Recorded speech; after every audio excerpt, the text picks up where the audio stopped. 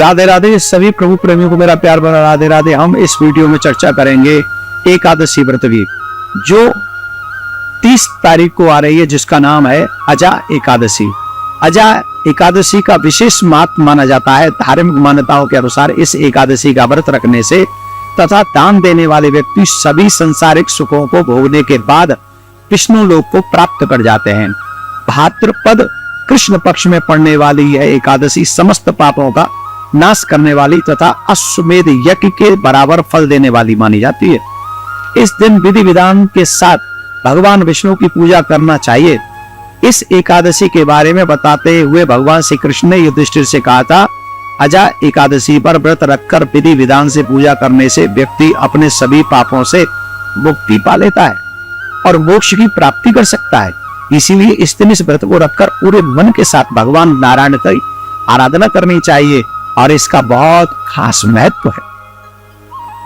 अजा एकादशी व्रत की जो कथा है वो पुराने काल में भगवान श्री राम के वंश में अयोध्या नगरी में एक चक्रवर्ती राजा हरिश्चंद्र के नाम से जाने जाते थे।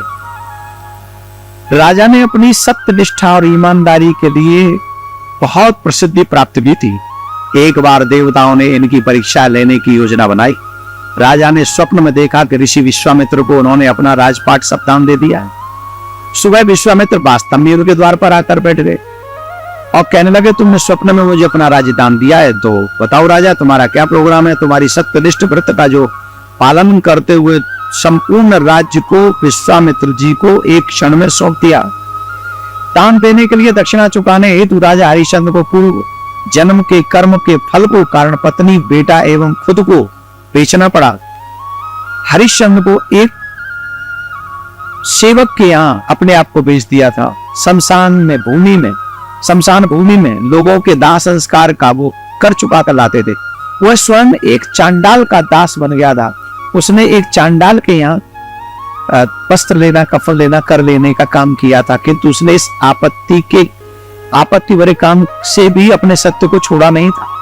जब इसी प्रकार उसे कई वर्ष बीत गए तो उसे अपने नीच कर्म पर बड़ा दुख हुआ और वह इससे मुक्त होने के उपाय खोजने लगा। वह सदैव इसी चिंता में रहने लगा, राजा कि मैं क्या करूं जिससे इस कर्म से मुझे मुक्ति पाऊं। एक बार की बात है, वो इसी चिंता में बैठा हुआ था कि गौतम ऋषि उनके पास में पहुंचे। हरिश्चंद्र ने उन्हें प्रणाम किया और अपनी दुख भरी कथा उनको सुनाने लगे। राजा हरिश्चंद्र की दुख भरी कहानी सुनकर महर्षि गौतम भी अत्यंत दुखी हो गए और उन्होंने राजा से कहा कि राजन, भादो माह के कृष्ण पक्ष की एकादशी का नाम अजा है।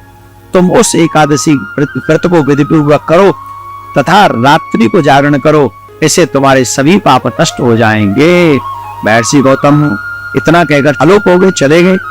अजा नाम की एकादशी आने पर राजा हरिश्चंद्र ने महर्षि के वचनों के अनुसार विधि पूर्वक उपवास किया, व्रत किया, जागरण किया रात्रि में। इस व्रत के प्रभाव से राजा के सभी पाप नष्ट हो गए और उस समय स्वर्ग में नगाड़े बजने लगे तथा पुष्प की वर्षा होने लगी और उन्होंने अपने सामने ब्रह्मा, विष्णु, महेश तथा देवेंद्र आदि देवताओं को खड़ा पाया। उन्होंने अपने मृतक पुत्र को जीवित तथा अपनी पत्नी को राजसी वस्त्र तथा आभूषणों से परिपूर्ण देखा। व्रत के प्रभाव से राजा को पुनः अपने राज्य की प्राप्ति हुई। वास्तव में एक ऋषि ने राजा की परीक्षा लेने के लिए ही ये सब औतुक किया था, परंतु अजा एकादशी के व्रत के प्रभाव से ऋषि द्वारा रची गई सारी माया समाप्त हो गई और अंत में हरिश्चंद्र ने अपने परिवार सहित स्वर्ग लोक के लिए प्रस्थान किया। हे राजन, यह सब अजा एकादशी के व्रत का प्रभाव था। जो मनुष्य इस उपवास को करता है, विधि विधान पूर्वक करता है तथा रात्रि में जागरण करते हैं, उनके सभी पाप नष्ट हो जाते हैं और अंत में वे स्वर्ग को प्राप्त करते हैं। इस एकादशी व्रत की कथा श्रवण मात्र से ही अश्वमेध यज्ञ का फल प्राप्त हो जाता है।